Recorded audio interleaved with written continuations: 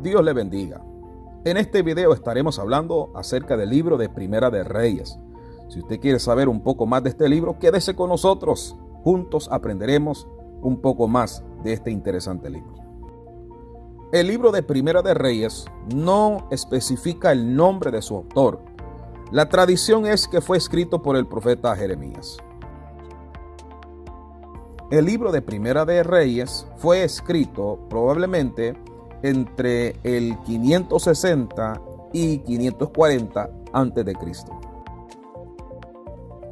Este libro es la secuela de Primera y Segunda de Samuel y comienza por seguir la secuencia del surgimiento del reinado de Salomón después de la muerte de su padre David. La historia comienza con un reino unido, pero termina con una nación dividida en dos reinos, conocidos como Judá e Israel. Hay varios versos claves en este interesante libro. Por ejemplo, está el capítulo 1, verso 30. También está el capítulo 9, versículo 3. Capítulo 12, versículo 16. Capítulo 12, versículo 28. Capítulo 17, versículo 1. Cuando usted estudie este libro, preste mucha atención a estos versos. El libro de Primera de Reyes comienza con Salomón y termina con Elías. La diferencia entre los dos les da una idea de lo que sucede en medio. Salomón nació después de un escándalo en el palacio entre David y Betsabé. Igual como su padre David, Salomón tenía una debilidad para las mujeres que lo llevaría al fracaso. Salomón empezó bien al principio, orando por sabiduría y construyendo un templo a Dios que le tomó 7 años para construir. Pero luego, Salomón pasó 13 años construyendo un palacio para él mismo. Su acumulación de muchas esposas lo condujo a adorar a sus ídolos y a alejarlo de Dios. Pero después que Dios le da la oportunidad de arrepentirse, muere Salomón. Después de su muerte, Israel es gobernado por una serie de reyes, muchos de los cuales fueron impíos e idólatras. Esto, como consecuencia, alejó a la nación de Israel de Dios. Y ni aún la predicación de Elías pudo traerlos de regreso a él. Entre los reyes más malvados estaban Acab y su reina Jezabel, quienes llevaron la adoración a Baal a una nueva altura en Israel. Elías trató de llevar a los israelitas de regreso a la adoración verdadera a Dios, aún desafiando 450 profetas de Baal a confrontarse con Dios en el monte Carmelo. Desde luego, como siempre, Dios ganó. Esto hizo que la reina Jezabel se enojara tanto, por decir poco, que ordenó la muerte de Elías, quien huyó y se escondió en el desierto. Deprimido y hastiado, le dijo a Dios: déjame morir, quítame la vida. Pero Dios le envió comida y ánimo al profeta y le habló. Y en el proceso salvó la vida de Elías, porque aún había un largo camino por delante.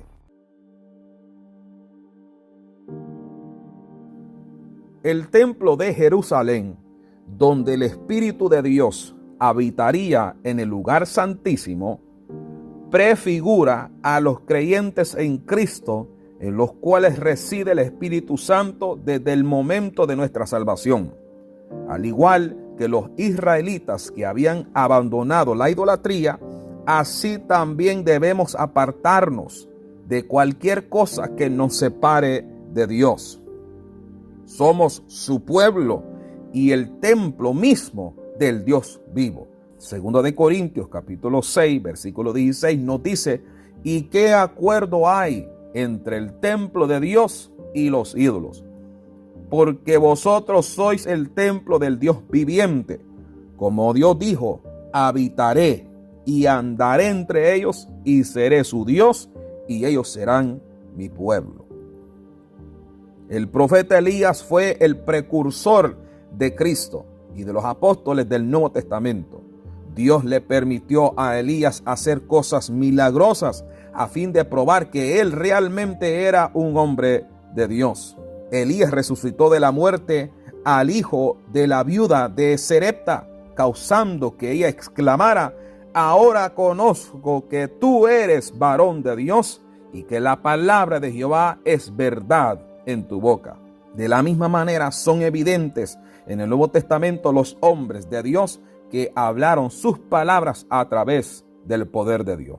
Jesús no solo levantó a Lázaro de entre los muertos, sino que también resucitó al hijo de la viuda en Naín, Lucas capítulo 7, versículos 14 y 15, y a la hija de Jairo, Lucas capítulo 8, versículos 52 al 56. El apóstol Pedro resucitó a Dorcas, Hechos 9:40, y Pablo resucitó a Eutico, Hechos capítulo 20, versículos 9 al 12. El libro de Primera de Reyes tiene muchas lecciones para los creyentes. Vemos una advertencia acerca de las compañías que debemos mantener y especialmente en lo relativo a la estrecha relación con las asociaciones y el matrimonio. Los reyes de Israel, quienes como Salomón se casaron con mujeres extranjeras, se expusieron a sí mismos y a todo el pueblo a la maldad. Como creyentes en Cristo, debemos ser muy cuidadosos de a quién elegimos como amigos, socios de negocios y esposas. No erréis, las malas conversaciones corrompen las buenas costumbres. Primera de Corintios capítulo 15, versículo 33. La experiencia de Elías en el desierto también nos enseña una valiosa lección.